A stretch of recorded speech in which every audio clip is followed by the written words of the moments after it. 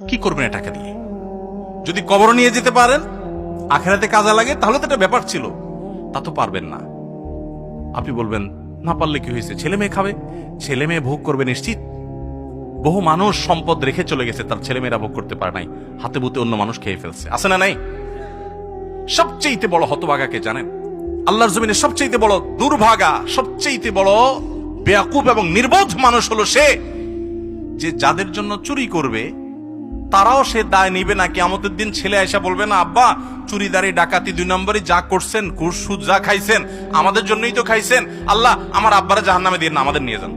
বলবে না ভাই, কোরআন বলেছে ইয়াউমা ইয়াফিরুল মারউ মিন আখিহি ওয়া উম্মিহি ওয়া আবিহি ওয়া সাহিবাতিহি ওয়া বানি।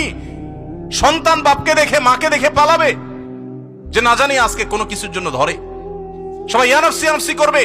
যাদের জন্য চুরি করবেন ওরাও দায় নিবে না। আপনার মতো নির্বোধ কে হতে পারে?